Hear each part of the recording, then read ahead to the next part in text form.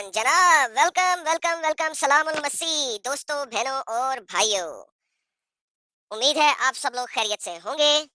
और आज मेरी लाइव स्ट्रीम थोड़ी सी छोटी है, क्योंकि आज मैं अपनी लाइव स्ट्रीम के फौरन बाद, इस वक्त से तकरीबन 90 मिनट्स के बाद, 90 मिनट के बाद, मैं एक और लाइव स्ट्रीम ओपन करूंगा, जिसमें हमारे ब्रदर गोपाल भाई फ्रॉम इंडिया से, जो कि ब्राह्मण थे, वो आएंगे और अपनी टेस्टिमनी को प्रेजेंट करेंगे।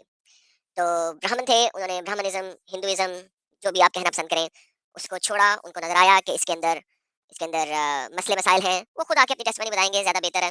लेकिन मैं सिर्फ़ बताना चाह रहा हूँ सब लोगों को जो यहाँ पे मौजूद हैं, कि हम आज की मेरी लाइव स्ट्रीम 2 हिस्सों में डिवाइडेड है। पहले हिस्से में हम जो हमारा स्टैंडर्ड प्रोटोकॉल होता है, उसके ऊपर चलेंगे, और उसके बाद सेकंड लाइव स्ट्रीम स्टार्ट होगी, जो आपने ऑलरेडी स्केड्यूल्ड के तौर पे देख ली होगी।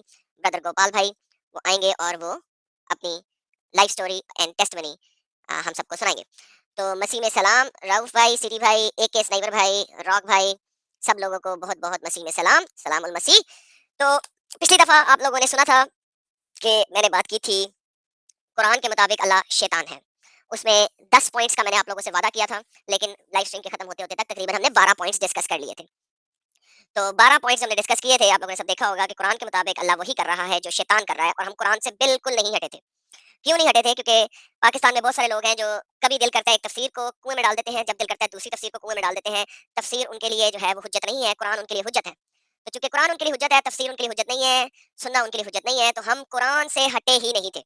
और कुरान की रूह से हमने साबित किया था कि अल्लाह और शैतान में कोई फ़र्क नहीं है, लिहाज़ा मोहम्मद का अल्लाह एक शैतान है। बारबरा साहिबा, वेलकम वेलकम, एंड मुन ओके, वाचिंग फ्रॉम नाइजीरिया, प्रेस्टिक मनक्वान, so I hope I am pronouncing the name right. उम्मीद है आपने बुरा नहीं बनाया होगा। Welcome welcome from Nigeria, welcome everyone. आज हम बात करेंगे कि अल्लाह जो है वो गुमराह करता है। बाय द वे, चूंकि ये मेरा उर्दू चैनल है, यहाँ पे मैं उर्दू के अंदर ही डिस्कस करता हूँ। तो ये सारा हम आज उर्दू के अंदर डिस्कस करेंगे कि अल्लाह गुमराह करता है। अल्लाह गुमराह क्यों करता है, ये भी हम देखेंगे कि अल्लाह गुमराह करता ही क्यों है, वाई, क्यों अल्लाह को क्यों दिल करता है कि अल्लाह गुमराह करे। इस चीज़ के ऊपर हम डिस्कस करेंगे। और अगर ये टॉपिक मैंने इसलिए सेलेक्ट किया कि लास्ट टाइम, पिछली दफ़ा, एंड में कुछ दोस्त अब आए थे, उन्होंने कुछ सवालों जवाब किए। उन सवालों जवाब के ऊपर मैंने 6 लाइव स्ट्रीम निकाली थी, क्योंकि उनके सवालों के जवाब फ़ौरन नहीं दिए जा सकते थे, बिकॉज़ क्योंकि जवाब काफ़ी लंबे बनते हैं। तो मैंने कहा था कि ये 6 जो आप लोगों ने सवाल किए हैं, उनका छोटा-छोटा मैंने जवाब दे दिया था। लेकिन मैंने कहा था कि इस हर एक सवाल के ऊपर बेसिकली एक पूरी लाइव स्ट्रीम बनती है। और वो पूरी लाइव स्ट्रीम, उनमें से एक सवाल ये था कि अल्लाह गुमराह करता है, क्यों करता है? क्या रीज़न है? और अल्लाह अगर गुमराह कर रहा है तो फिर अल्लाह अल्लाह का फ़ायदा क्या है? अगर अगर that's that's a very very important topic, बहुत बहुत इंपॉर्टेंट टॉपिक है, बड़ा गौर से देखने वाला टॉपिक है। क्योंकि अगर अल्लाह ही गुमराह करना शुरू कर दे, ठीक है? तो व्हाट इज़ द पर्पस? पीछे पर्पस क्या रह जाता है? और दूसरी बात ये है कि फिर शैतान की ज़रूरत क्या है? ठीक है? फिर शैतान की ज़रूरत ही क्या है? अगर अल्लाह बज़ाते खुद आपको गुमराह करना शुरू हो गया, देन तो फिर मेरा मतलब है शैतान के होने की ज़रूरत नहीं है। शैतान को, मेरा मतलब है, वो तो अल्लाह मियाँ ने शैतान को उसके काम से निकाल दिया है, वो अपने काम से फ़ारिग है शैतान। शैतान शैतान फ़ारिग हो गया यार। आहा! May the Lord give them the logic to understand and comprehend। खुदावंद यीशु मसीह उनको, इन मुसलमान लोगों को हिम्मत दे कि वो समझ सकें एंड अंडरस्टैंड कर सकें, और इस स्टूपिड सी चीज़ में से बाहर निकल सकें। मेरी दुआ है यही। और इस दुआ के साथ मैं स्टार्ट करता हूँ। जीसस कॉल्स, वेलकम शेख उमूद, एक sniper city, thank you everyone. आगाज़ करते हैं हम अपनी गुफ्तगू का।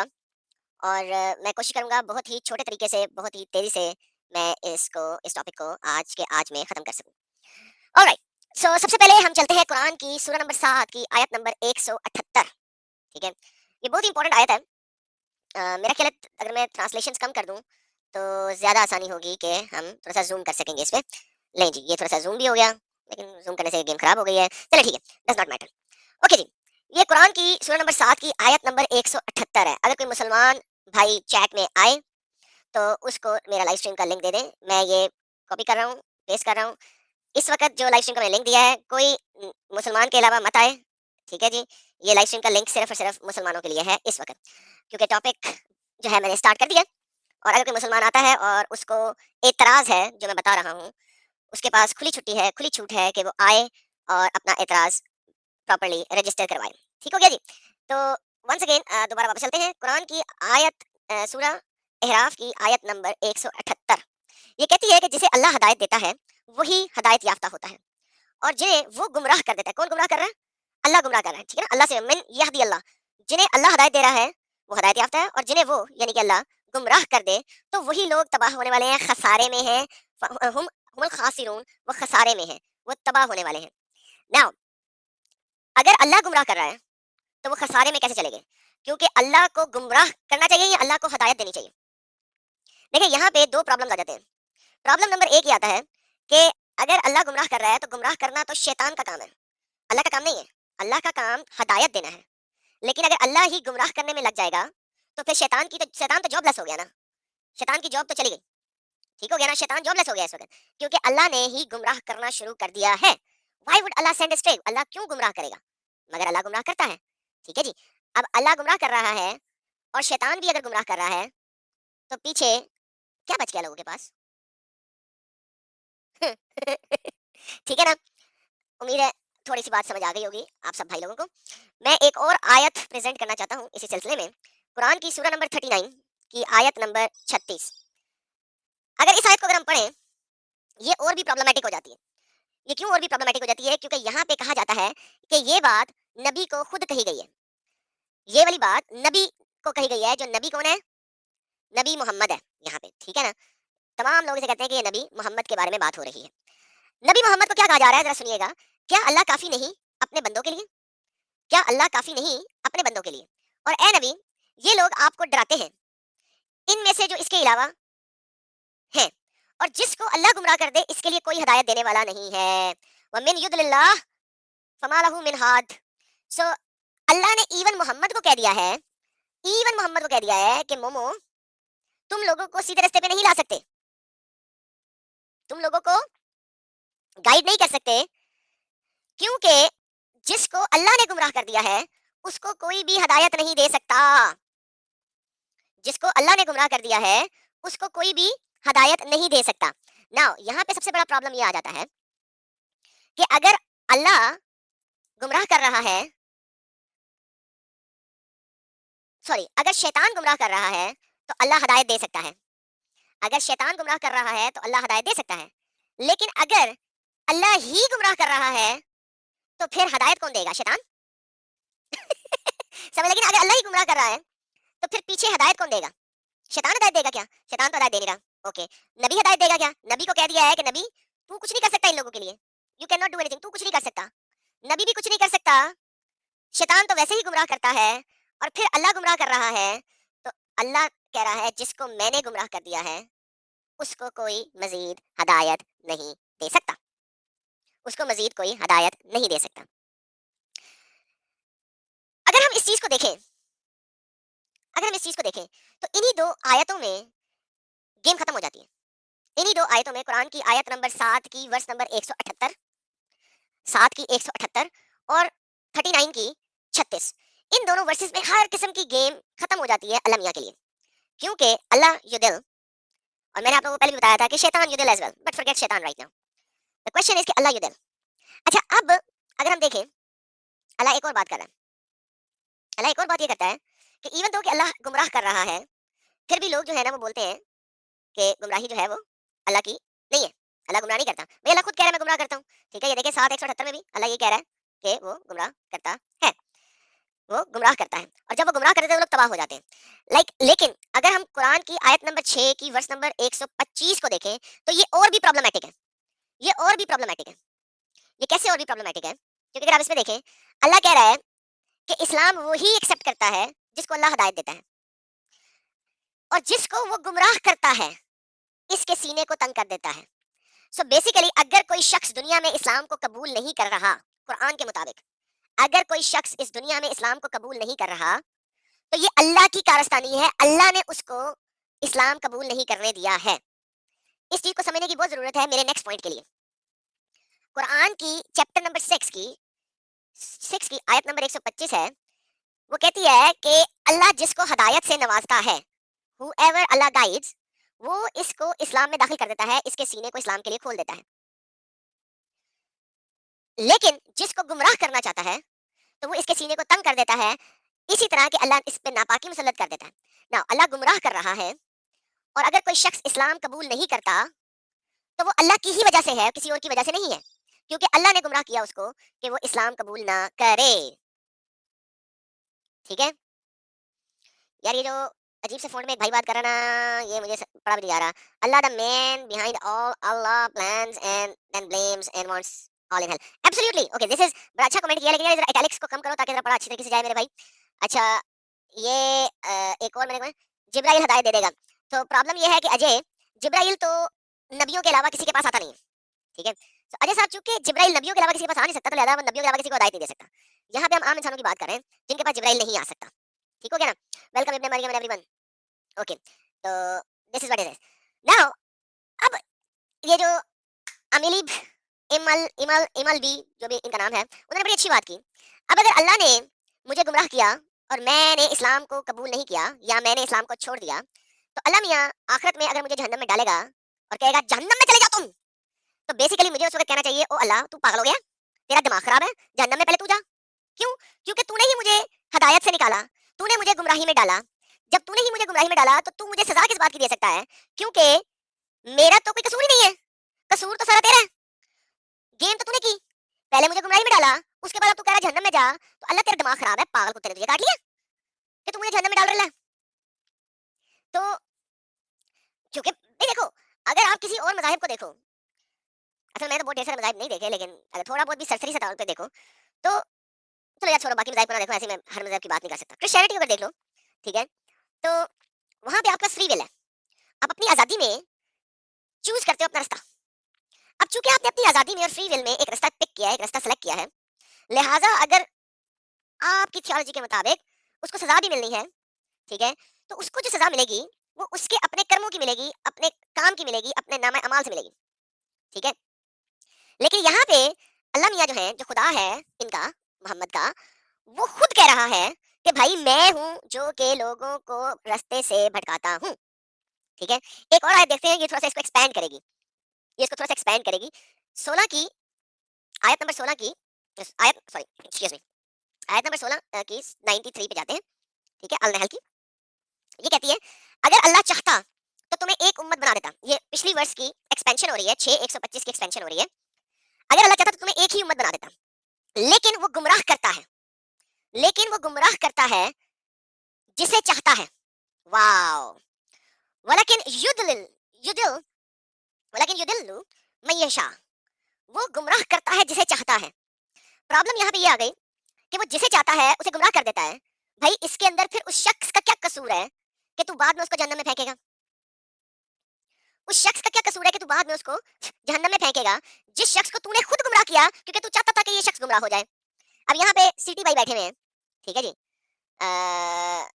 वो अगर गुमराह हैं, ठीक है? तो अल्लाह कह रहा है कि मेरा दिल किया था कि मैंने सिटी भाई को गुमराह करना है। ओके, अल्लाह ने सिटी भाई को गुमराह कर दिया। अब अगर अल्लाह ने सिटी भाई को गुमराह कर दिया, तो अल्लाह सिटी भाई को पनिशमेंट कैसे दे सकता है? क्योंकि गुमराह करने वाला अल्लाह खुद है। प्रॉब्लम यहाँ पे है कि मोहम्मद ऊँट के ऊपर बैठा हुआ था और ऊँट हिचकोले खा रहा होता है। दबड़, दबड़, दबड़, दबड़, दबड़। तो वो जो हिचकोले खाता हुआ ऊँट है ना, वो जिस तरीके से भी बात ज़हन में आती थी ना और ज़हन में गुटर-मुटर रहती थी, वो मोहम्मद बोल देता था। तो वो समझ नहीं सक रहा था कि वो क्या कह रहा है, लेकिन उसके लोग भी चलो 7th सेंचुरी के बदवन किस्म के लोग थे, पेंडू लोग थे, लॉजिक का उन्हें पता नहीं था। वो उसकी बातें सुनते रहे और मानते रहे। प्रॉब्लम ये है कि आजकल के लोग किस तरीके से इस मज़हब के अंदर हैं। क्वेश्चन ये है, आज आपके पास इन्फॉर्मेशन का बहुतान है, लॉजिक आपके पास है। आप एक सिंपल सी बात बताएँ, अल्लाह जो जहन्नम में फेंक रहा है, वो किस तरीके से फेंक देता है जिसको वो गुमराह कर रहा है? क्योंकि अल्लाह कहता है कि अगर वो चाहता तो तुम्हें एक उम्मत बना देता। ओके चलो, यहाँ पे ये वाली पार्ट को मैं मान लेता हूँ कि अगर अल्लाह चाहता तो तुम्हें एक उम्मत बना देता। ओके, अगर वो चाहता तो सबको ज़बरदस्ती मुसलमान कर देता। ओके, ठीक है, गॉड है, गॉड की मर्ज़ी। गॉड की मर्ज़ी, वो चाहे तो सबको मुसलमान कर दे या सबको हिंदू कर दे या सबको जो मर्ज़ी कर दे, खुदा की मर्ज़ी। ठीक है, लेकिन प्रॉब्लम कहाँ पे आता है कि वो गुमराह कर रहा है जिसे चाहता है ताकि वो हिदायत पे ना रहे। इस चीज़ में प्रॉब्लम आ जाती है। क्योंकि अगर अल्लाह सबको एक ही उम्मत बना दे, सबको मुसलमान ही बना दे, तो फिर एंड में सबको जन्नत क्यों देगा? भाई सबको उसने खुद ही मुसलमान बनाया। तो उसको जज़ा क्यों मिलेगी? उसको बेनिफिट क्यों मिलेगा? और अगर वो खुद ही गुमराह कर रहा है तो उसको जहन्नम क्यों मिलेगी? ठीक है? जिस तरह सिटी भाई ने कहा I will refuse to go into hell. City भाई कह रहा है मैं जहन्नम में मैं जाने से मना कर दूंगा। एग्जैक्टली। अल्लाह तेरा दिमाग खराब था, पागल कुत्ते ने तुझे काट लिया था कि तूने मुझे गुमराह किया और अब मुझे जहन्नम में भेज रहा है। Who gave you the authority? You see, सबसे बड़ा ये प्रॉब्लम आ जाता है यहाँ पे। या Allah is playing with the mankind. Exactly, exactly. और जिसे हिदायत देता है तुम, और अच्छा अब जिसे दिल कर रहा है अल्लाह गुमराह कर रहा है, जिसे दिल कर रहा है अल्लाह हिदायत दे रहा है। तीसरी बात इसमें क्या है? और तुमसे जरूर पूछा जाएगा इस बारे में जो तुम करते थे। अच्छा, जब अल्लाह ने गुमराह किया मुझे और मैं जाके ज़िना कर रहा हूँ, अल्लाह ने मुझे गुमराह किया और मैं जाके शराबें पी रहा हूँ, अल्लाह ने मुझे गुमराह किया और मैं जाके चरसे फूँक रहा हूँ, अल्लाह ने मुझे गुमराह किया और मैं जाके हेरोइन पी रहा हूँ, अल्लाह ने मुझे गुमराह किया और मैं जाके चोरी-चकारी कर रहा हूँ, अल्लाह ने मुझे गुमराह किया और मैं जाके लूट-मार कर रहा हूँ। तो अल्लाह मियाँ, तू मुझसे सवाल किस तरीके से कर सकता है? बिकॉज़ मेरा लीडर तो तू है। तूने गुमराह किया मुझे। गुमराह तूने किया मुझे। तू मुझसे पूछ भी कैसे सकता है अब? तू मुझसे तब पूछे ना जब तूने मुझे हिदायत दी हो और लेकिन मैं फिर भी गुमराही पे गया हूँ। इब्न मरियम बड़ा सही बात किया आपने कि वो लोग भी कहाँ मानते थे, तलवार के ज़ोर पे मनवाया गया। बिल्कुल, ये भी बात आपकी बिल्कुल सच है। वो बहुत सारे लोगों ने मोहम्मद के सामने खड़े होके कहा, "क्या पागलपनों की बातें कर रहा है भाई?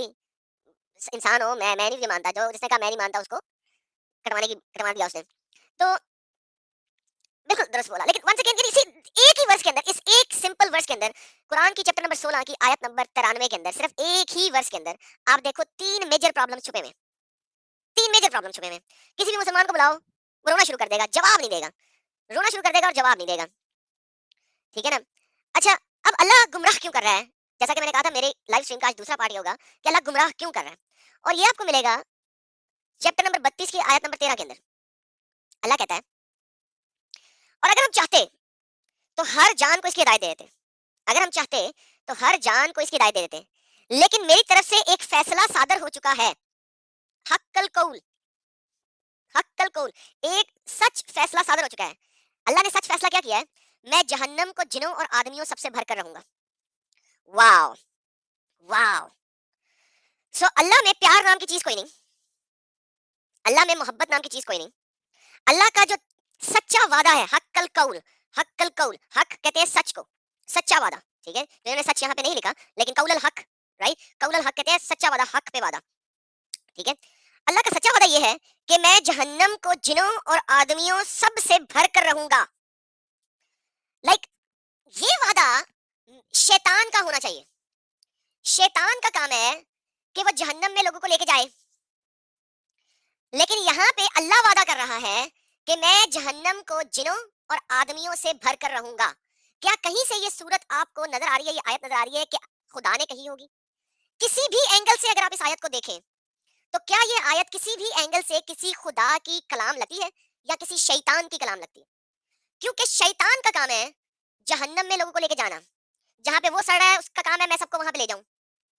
यहाँ पे अल्लाह खुद फरमा रहा है कि मैं हर किसी को हदायत दे सकता था, लेकिन मैंने एक फैसला सादर कर दिया है, मैंने एक सच्ची बात कर दी है, और वह सच्ची बात यह है कि मैं जहन्नम को जिनों और आदमियों सबसे भर कर रहूंगा। यानी जिनों और आदमियों से जहन्नम को भर कर रहूंगा, ये अल्लाह मियाँ का वादा है। How can this be the promise of God? ये कैसे किसी खुदा का वादा हो सकता है? कैसे हो सकता है किसी खुदा का वादा? ठीक है ना, ये किस तरीके से एक खुदा का वादा हो सकता है? हम अगर ये देखते हैं, आह, यार, ये जो खुदा है ना, असल में इसी वजह से अगर आप देखो ना तो कुरान बहुत मेस्ड अप तरीके से लिखा हुआ है। एक चीज वहां है, एक चीज वहां है, एक चीज वहां है। वो इसी वजह से कि अगर ये तमाम चीजें साथ साथ होती हैं और एक एक थियोलॉजी इकट्ठी पड़ी हुई होती ना, तो लोग इस्लाम को बहुत जल्दी छोड़ चुके होते। कुरान में तमाम चीजें, कोई चीज इधर, कोई चीज उधर, कोई चीज इधर, कोई चीज उधर, ये है कि एक थियोलॉजी कोई आपको एक जगह पे ना मिले। इस वजह से कुरान में चीजें इतनी सजे खब्बे लगाई हुई हैं। मैं अल्लाह का वादे को एक और तरीके से अब एक्सप्लेन करते हैं, कुरान की चैप्टर नंबर 11 की सूरत नंबर 119 में। ये अल्लाह का वादा अल्लाह दो दफा रिमाइंड करा रहा है लोगों को। अल्लाह लोगों को याद दहानी करा रहा है अपने वादे की। क्या कह रहा है? सवाए इसके जिस पर आपका रब रहम फरमा दे। सो अल्लाह कुछ लोगों पे रहम फरमा रहा है, ठीक है, और इसी के लिए उन्हें पैदा किया गया है। सो कुछ लोग ऐसे हैं, इल्ला मिन रहम रब्बी, कुछ लोग ऐसे हैं जिस पर अल्लाह ने अपना रहम फरमा दिया है। क्योंकि अल्लाह ने उन लोगों पे रहम फरमा दिया कुछ लोगों पे, वो अल्लाह के प्यारे लोग हैं, पप्पू लोग हैं। ठीक हो गया? क्योंकि बाकी सारे लोग, आप देखो ना, बाकी सारे के सारे लोग, और आपके रब की ये बात पूरी होकर रहेगी कि मैं जहन्नम को जिनों और इंसानों सबसे भर करूंगा। सो इसी वजह से अल्लाह ने सिर्फ चंद लोगों पे अपना रहम नाज़िल फरमाया है। बाकी तमाम लोग अल्लाह के उस कलमे के ऊपर, उस वर्ड के ऊपर, उस कलाम के ऊपर पूरे उतरेंगे, और उनको अल्लाह जहन्नम में भरेगा, क्योंकि ये अल्लाह का वादा है कि वो जहन्नम को जिनों और आदमियों से भरकर रहेगा। अल्लाह उनको जिनों और आदमियों से भरकर रहेगा।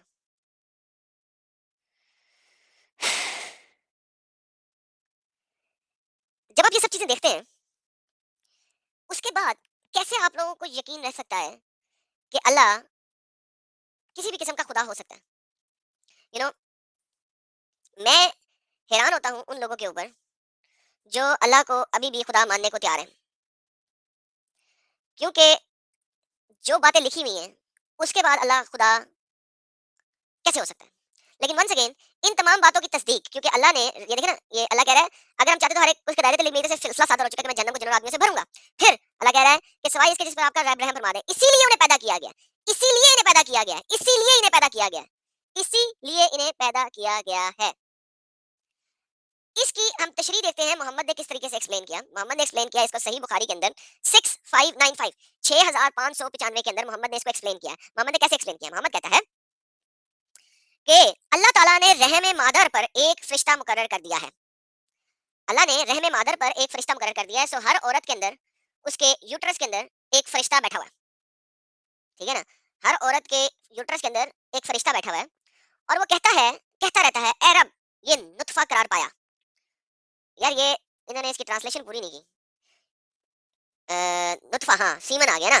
सो जब वो औरत किसी मर्द के साथ बच्चा पैदा करने की कोशिश करती है, तो रहम में जब सीमन आ जाता है, तो वो यार कितनी अजीब स्टुपिडिटी है, लेकिन क्या करें यार, ये ऐसे लिखा हुआ है। और फिर वो फरिश्ता कहता है, अब अलका बन गया है, यानी जमा हुआ खून बन गया है। अब जमा हुआ खून अगर कोई चीज़ बन गई है, कोई चीज़ जमा हुआ मुंजमद खून बन गया है, तो फिर वो लिविंग बीइंग हो ही नहीं सकता। अब वो लिविंग नहीं है, लेकिन स्टिल समहाउ वो खून जो है, वो अब गोश्त का लोथड़ा बन जाएगा। सो पहले सीमन आया, सीमन के बाद वो जमा हुआ खून बन गया, डेड ब्लड बन गया, कंजील्ड ब्लड बन गया। अब वो गोश्त का लोथड़ा बन गया। फिर जब अल्लाह ताला चाहता है कि इसकी पैदाइश पूरी करे, तो वो पूछता है, कौन पूछता है? वो फरिश्ता जो रहम के अंदर बैठा हुआ है औरत के। वो पूछता है, ए रब, इसको लड़का बनाना है या लड़की बनाना है? तो अगर अल्लाह कहे लड़का बना दो, तो वो फरिश्ता उसको लड़का बना देता है, उसके साथ मेल प्राइवेट पार्ट लगा देता है। अगर अल्लाह कहे कि इसको लड़की बना दो, तो वो फरिश्ता उसको फीमेल प्राइवेट पार्ट बना देता है। फिर पूछा जाता है, नेक बनाना है या बुरा बनाना है? सो बेसिकली जिस वक़्त एक शख्स माँ के पेट के अंदर है, उसी वक़्त अल्लाह जो है वो डिसाइड करके बता देता है, लिखवा देता है उस शख्स के लिए कि ये लड़का होएगा, लड़की होएगा, इसको छोड़ दो, कि वो नेक होएगा या बद होएगा। ये नेक होएगा या बद होएगा। अच्छा, यहाँ पे सवाल ये आता है कि भाई अल्लाह सब चीज़ों को जानता है।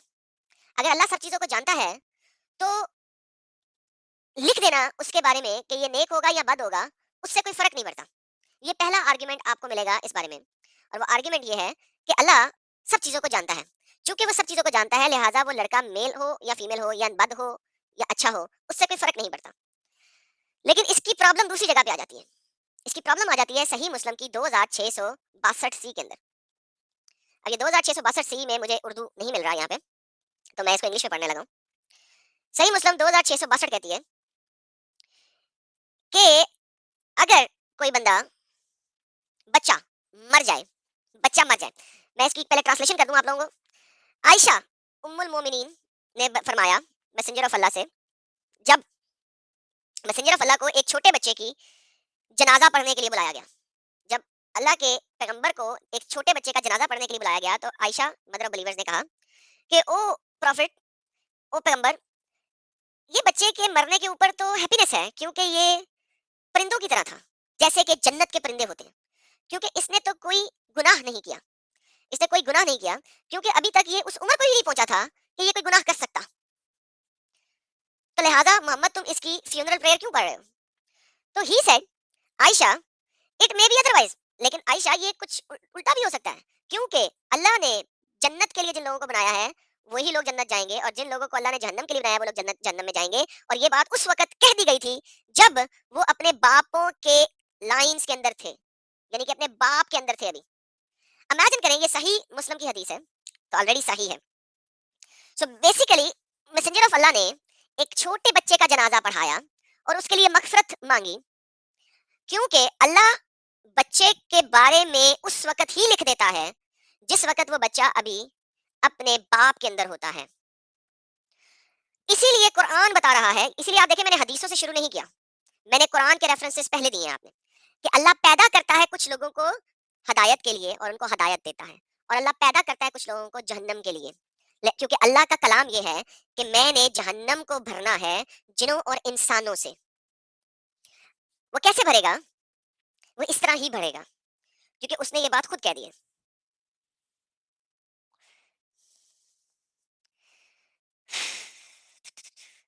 हाँ जी, मैं उसके ऊपर बात करता हूँ अपने टॉपिक को खत्म करने के बाद।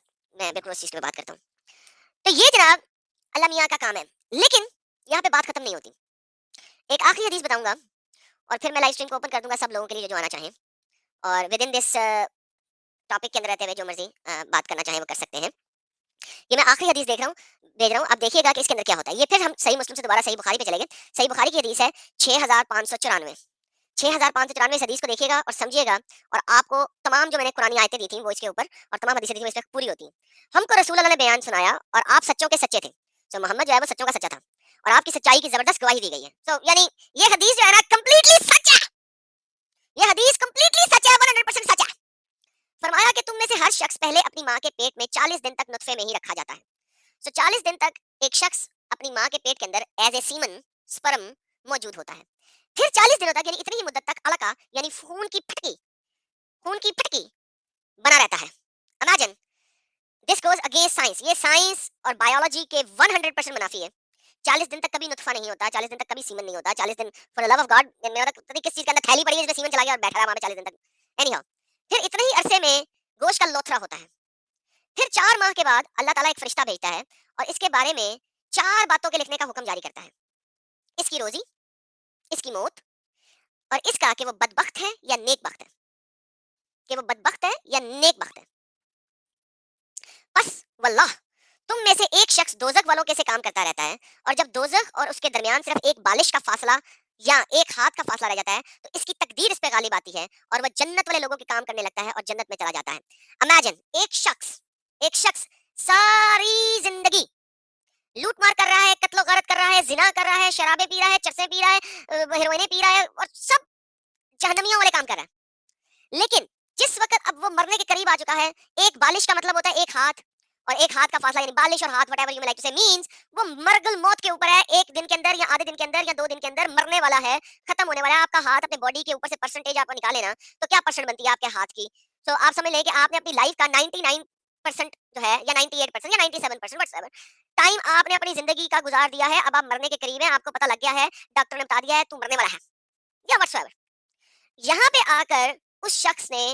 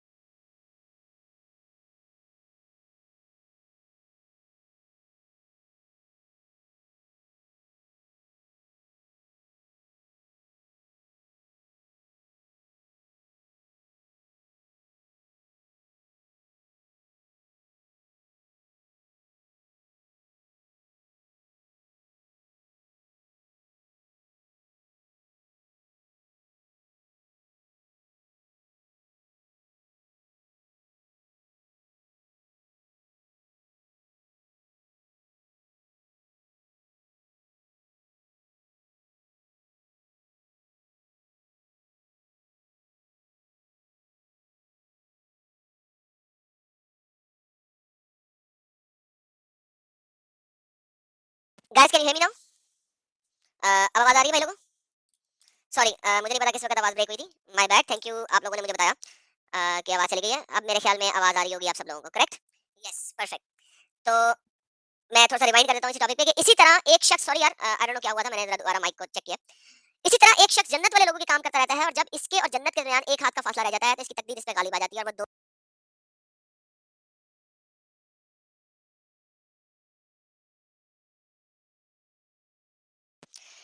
एक शख्स बहुत अच्छे काम कर रहा है और जब वो अच्छे काम कर रहा है तो सडनली अल्लाह ने उसको गुमराह कर दिया। अल्लाह ने उसको गुमराह कर दिया क्योंकि अल्लाह ने उसकी तकदीर में लिखा हुआ था कि इस शख्स ने जहन्नम में जाना है।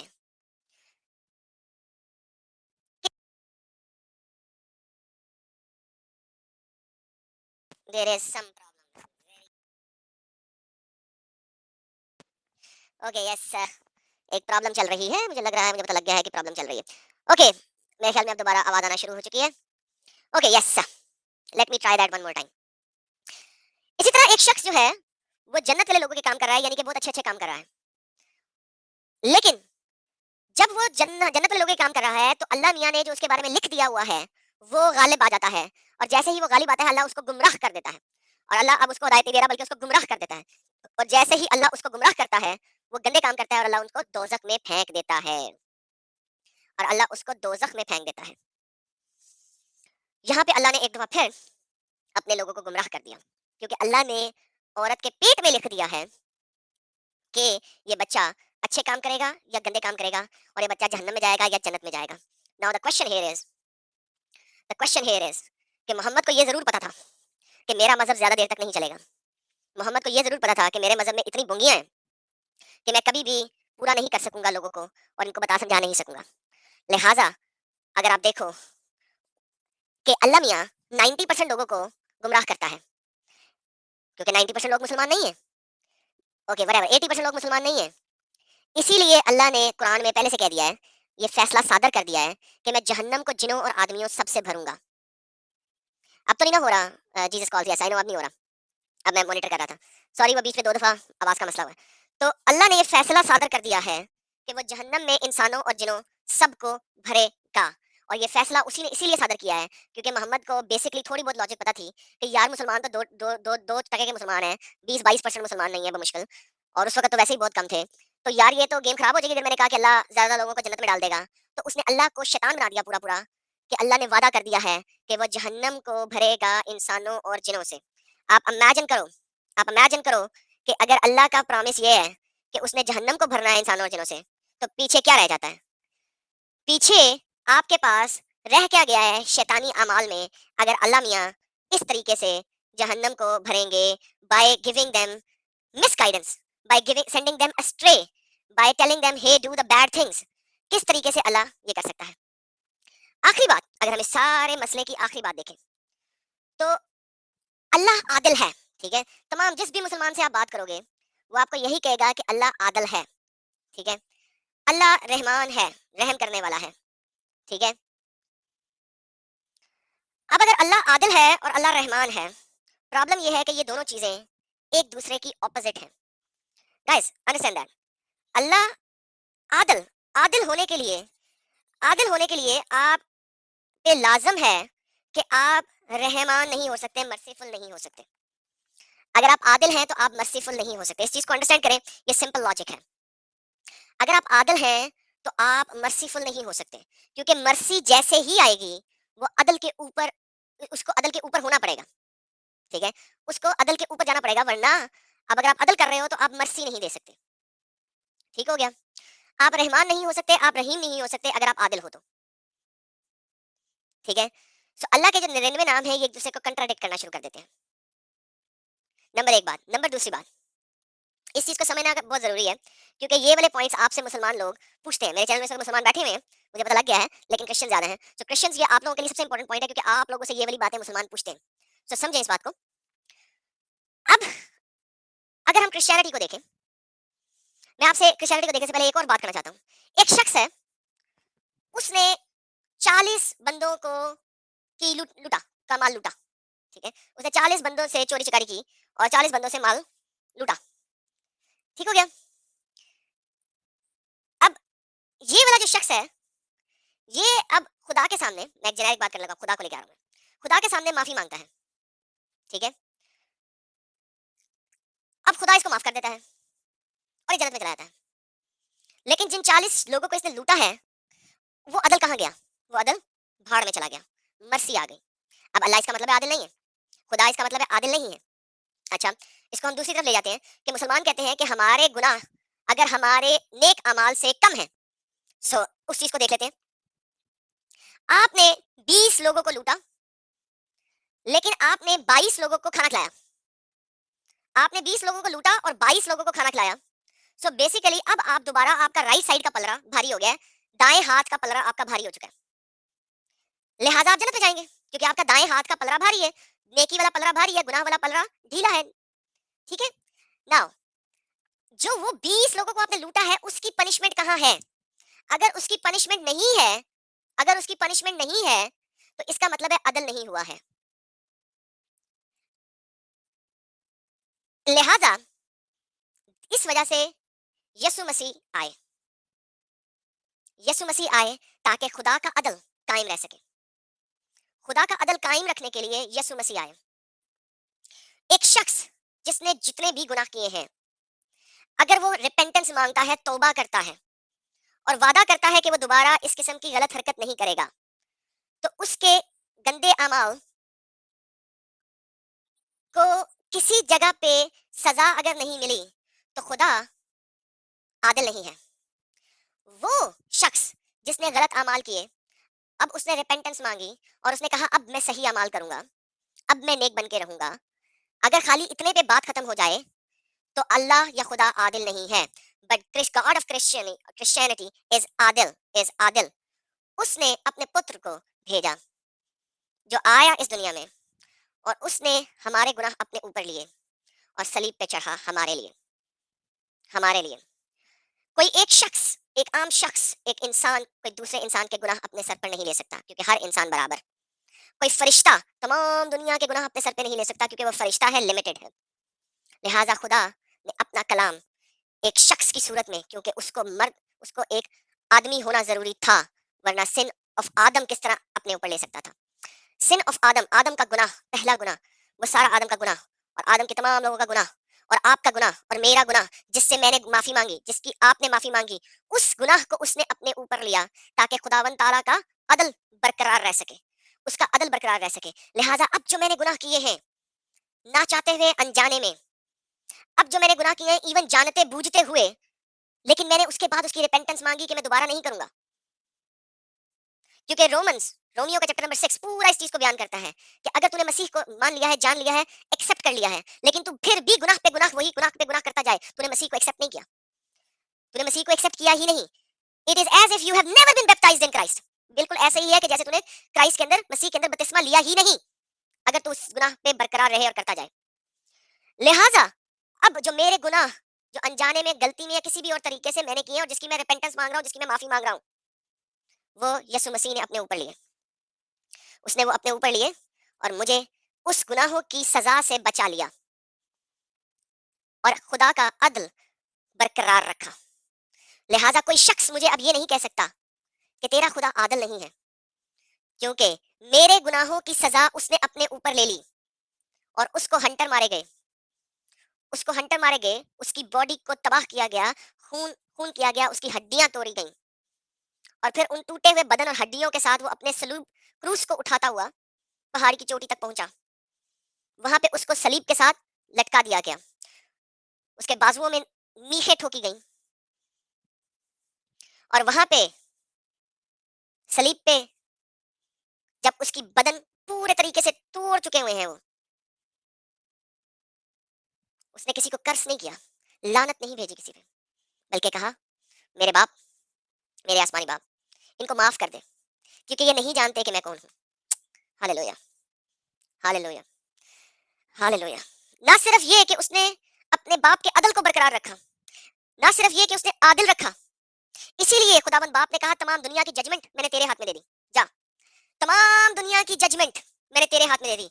उस दुनिया की जजमेंट जिस दुनिया के लोगों के लिए तूने अपने आप को सलीब पे चढ़ाया, उस दुनिया की जजमेंट जिसके लिए तूने अपने आप को सलीब पे चढ़ाया, उस दुनिया की जजमेंट जिस दुनिया के लिए तूने इतनी मार खाई, जितना तेरा बदन टूटा, जितने तेरे खून निकले, जितनी मीखें गाड़ी गई तेरे बदन के अंदर, उस दुनिया की जजमेंट तेरे हाथ में है। ये खुदावंद यसु मसीह का कमाल है कि उसने हमारे लिए अपनी जान का नजराना पेश किया, इस तरीके से कि हमारे गुनाहों का बोझ ढोया। वो तमाम लोग जो बकवास करते हैं आके कि तुम लोगों के पास गुनाह करने का खुला लाइसेंस मौजूद है, उनको बेसिक थियोलॉजी का ही नहीं पता है, इल्म ही नहीं है बेसिक थियोलॉजी का, उन्हें क्रिश्चियन थियोलॉजी का बेसिक इल्म ही नहीं है, एबीसी का ही नहीं पता। क्यों नहीं पता? क्योंकि अगर उन्हें पता हो तो कभी ये ना बोले, कभी ये ना बोले कि तुम लोगों के पास गुनाह का लाइसेंस है, क्योंकि गुनाह से यीशु मसीह ने खुद रोका है। उसने कहा और लोग जो जो मुझे लॉर्ड लॉर्ड कहते रहे, रब रब कहते रहे हो, मैं तुम्हें आखिरत में पहचानूंगा ही नहीं, पहचानने से इनकार कर दूंगा, बिकॉज यू आर हिपोक्रेट्स। तुम लोग हिपोक्रेट हो, तुम लोग मुंह से लॉर्ड लॉर्ड कहते हो लेकिन वो नहीं करते जिसकी तबलीग मैंने की है। और पॉल ने इसको बड़े अच्छे तरीके से रोमन 6 के अंदर और हिब्रूज के अंदर एक्सप्लेन किया है बहुत अच्छे तरीके से कि अगर तुम गुनाह में मुलव्विस रहो, बात ये नहीं हो रही कि तुमने गुनाह कर दिया, ना ना ना ना, if you keep on sinning, अगर एक सिन तुम करते ही जाओ, करते ही जाओ, करते ही जाओ, करते ही जाओ, if you keep on sinning, it is as if you have never been baptized, in Christ, और इफ यू इफ और दूसरी जगह लिखा है कि इट इज वो ऐसे ही है जैसे तुमने यीशु को कभी जाना ही नहीं। सो गुनाह का लाइसेंस किसी क्रिश्चियन के पास नहीं है, किसी मसीही के पास गुनाह का लाइसेंस नहीं है। मगर हमारे पास ये जरूर इत्मीनान है और होप है कि जो हमारे गुनाह हैं, जो गलती से सरजद हो गए हैं, या वो हमारे वो गुनाह जो यीशु मसीह को एक्सेप्ट करने से पहले हमारे गुनाह थे, उसका खुमियाजा आदल के मुताबिक खुदावंद खुद दे चुका है इस दुनिया पे आके। खुदावंद यीशु मसीह खुद इस दुनिया पे आके उसका खमियाजा भुगत चुका है और दे चुका है, उन गुनाहों की सजा अपने ऊपर लेते हुए। The one who had committed no sin, वो जिसने कोई गुनाह सरजद नहीं किया, उसको गुनाह बना दिया। The one who committed no sin was made sin, जिसने कुछ गुनाह सरजद नहीं किया उसको गुनाह बना दिया और सलीब पे चढ़ा दिया।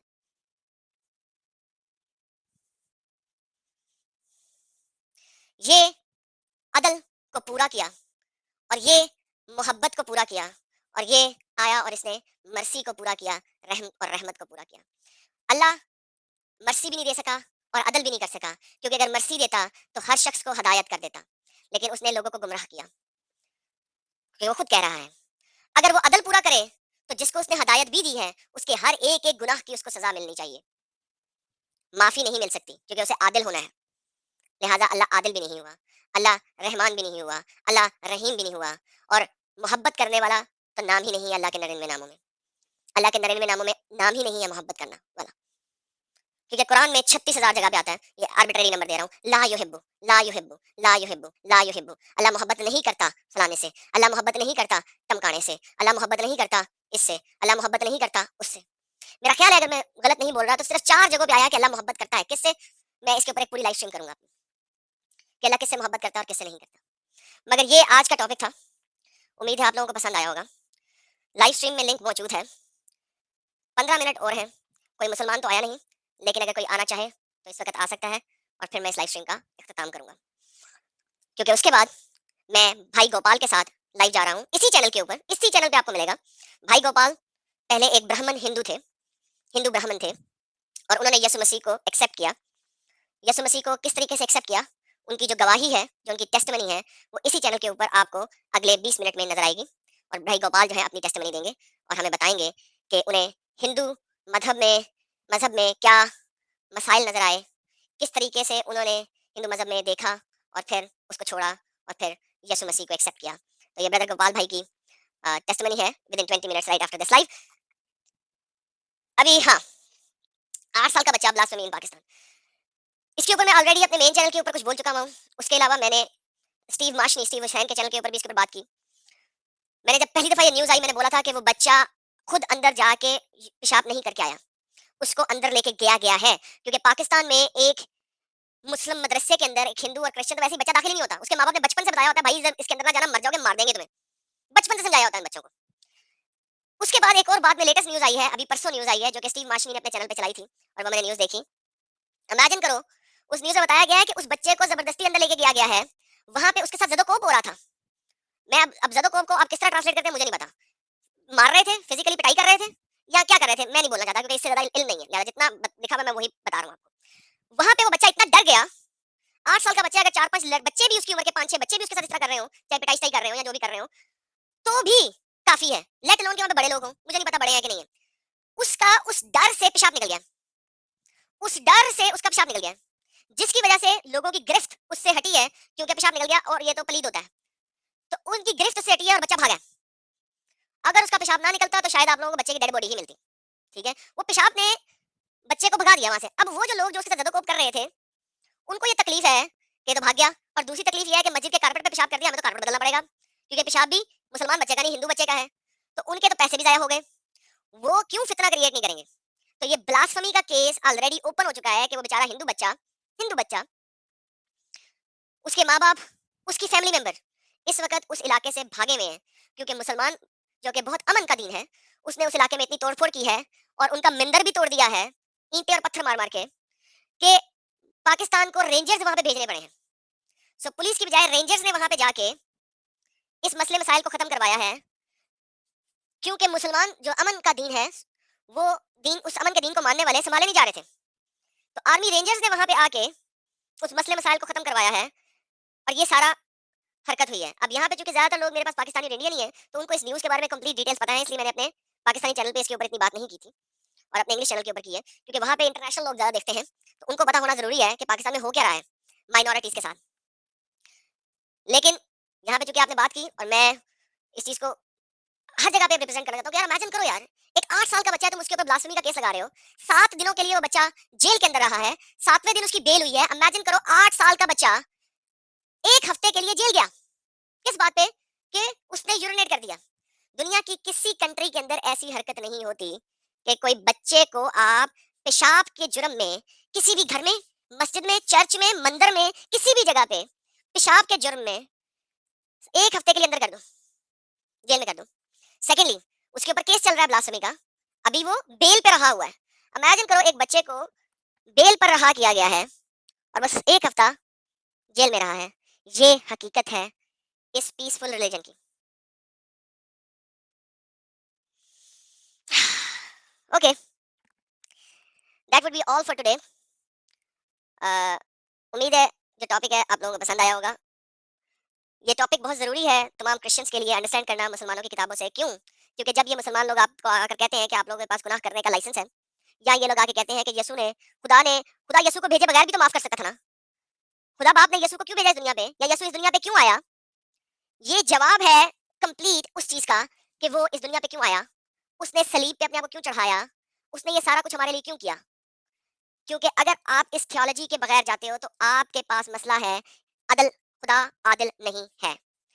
और कुरान में तो खुदा और भी बहुत बड़ा ड्रामेबाज और प्रॉब्लमेटिक है, क्योंकि क्योंकि खुदा कुरान का खुदा लोगों को गुमराह खुद कर रहा है, खुद गुमराह कर रहा है। तो इसी के साथ मैं अपने लाइव स्ट्रीम का खत्म करता हूँ। सॉरी, आज मैंने आप लोगों को लाइव स्ट्रीम पर नहीं लिया। अगले हफ्ते, अगले सैटरडे की लाइव स्ट्रीम में मैं बहुत मेजर टाइम सर्व करूंगा आप तमाम भाइयों के लिए कि आप लोग आएँ और एक पैनल डिस्कशन करें। अगले लाइव स्ट्रीम में ज़्यादा हम Q&A पे बात करेंगे बगैर टॉपिक के, और हम ज़्यादातर सिर्फ Q&A पे रहेंगे। तो अगले लाइव स्ट्रीम के लिए सवालों को तैयार कर लें आप लोग, जो-जो सवाल आप अपने पास रखना चाहते हैं, उन सवालों को तैयार कर लें, और हम अगले वाले हफ्ते वाली लाइव स्ट्रीम में सवाल और जवाब के ऊपर ज़्यादा खेलेंगे। और उम्मीद है कि आप लोग आएँगे और एन्जॉय करेंगे। 15 मिनट के बाद इसी चैनल के ऊपर 15 मिनट के बाद इसी चैनल के ऊपर आपको मेरी नई लाइव स्ट्रीम नज़र आ जाएगी। Let me share my link over here. ये लिंक मैं लाइव पे भेज रहा हूँ। ये 15 मिनट के बाद इसी चैनल के ऊपर लिंक लाइव स्ट्रीम में है। ब्रदर गोपाल अपनी टेस्टिमनी देंगे फ्रॉम ब्राह्मण, फ्रॉम ब्राह्मण और व्हाटएवर जो उनके खुदा का नाम है। ब्रह्मा से भी कोई ऊपर एक खुदा होता है, वो आके खुद बताएँगे, मेरी इतनी नॉलेज नहीं है। तो फ्रॉम ब्रह्मा टू क्राइस्ट। तो प्लीज़ आइए, सुनिए and B inspired of the testimony how the Lord is working. All right, guys, take care. God bless you all. Have a blessed day, evening, or night, wherever you are. And जाते से पहले जो मैं कहता हूँ, यशुआ